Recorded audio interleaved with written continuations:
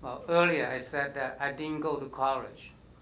But if you ask me today if I could switch back the clock and go to college, the answer is yes, definitely I would. Yeah. And if I had gone to college, what I would have been doing, I probably don't know. but anyway, no, I don't recall I have a bad day at work. Yeah, and I just love work so much. Yeah, and I enjoy working with people. I enjoy interacting with people and customers. And one of the very unique thing about First Ed is we really have two different types of people. Two different background people. We have a few business people business background. They work for a company for a long time. They're very business savvy. They know number well. They know how to run a business.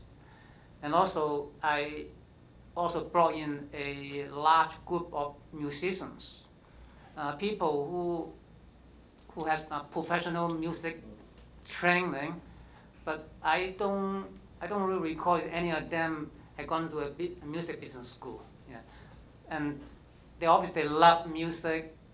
Music is their life, is their passion. Yeah. And my job is to really marry these two type of people together in an organization. Yeah. And I myself, I'm a businessman. I'm not a musician, right? So I'm sort of more on one side, and then we have a whole bunch of people on the other. Yeah. And it's really a very interesting situation. Listen, these two type of background of people, actually, they learn from each other.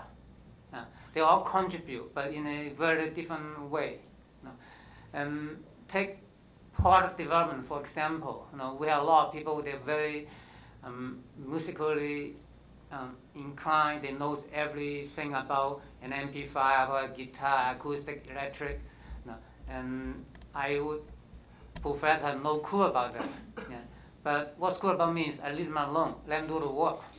Right. But on the other hand, we also have another group of people. They're very business savvy, and they work hand in hand with the musician.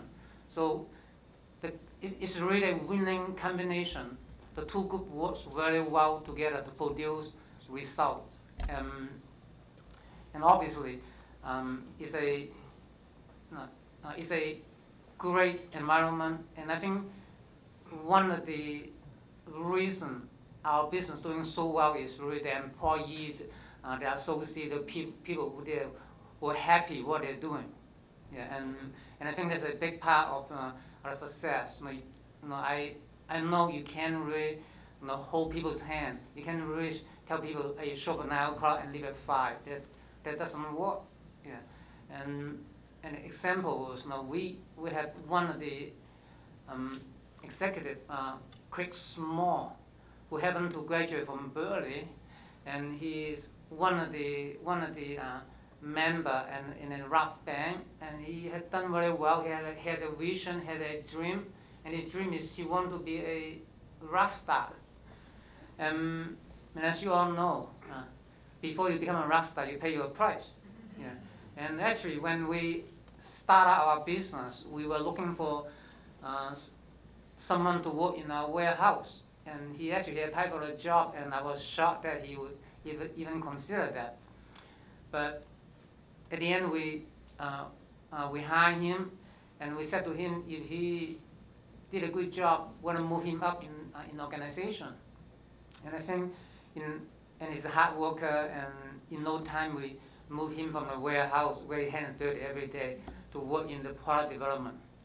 And nowadays, he actually is the head of our guitar department, which is a very significant position. And throughout all this year, he always has a dream. One day he wants to become a rock star. Yeah. 2 or 3 years ago, he came to see me. Said, Bernard, I got something I really have to talk to you about, and I just don't know how to start, and I know it's not right, but I really want to do that. I said, tell me, what do you want to do? I said, well, our band is trying to organize a tour in Europe, and I think I'm going to be, and I love to go, but it's going to be 2 or 3 months, a trip of 2 or 3 months. And he was so apologetic, and I said, there's nothing you need to apologize. I said, follow your heart. Yeah, and it was a great trip for him.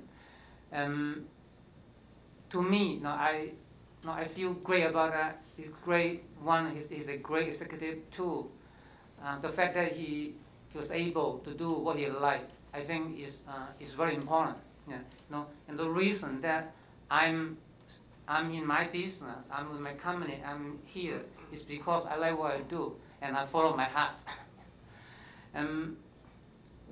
Early this year, I was playing golf with the executive dean from Harvard School of Government, and the gentleman was very business savvy. As a matter of fact, he was in a consulting firm and gave up his career to become an academia.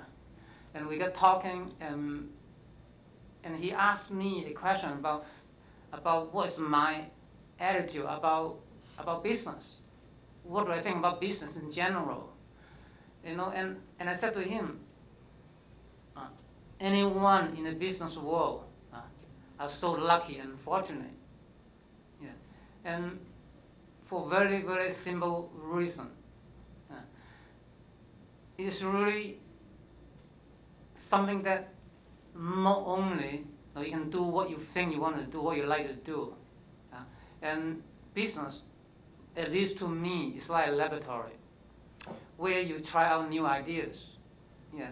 And it doesn't, and your idea is really not important, what you start with. Right. Yeah. No, the best idea is really your commitment and your persistence. It's not about what you think we're going to do tomorrow or today. No. It's never going to be right. I've never seen one person who had the right idea the first time. But if I'm persistent, if I'm committed to that, I'll get good thing out of a bad idea, and you keep on fine-tuning your idea, and eventually it's going to work. Yeah. And that's the way I look at business. Business is really a huge laboratory. You try out your idea. And if you prove you're right, then you reward very handsomely. Yeah. And that's really how I feel about it.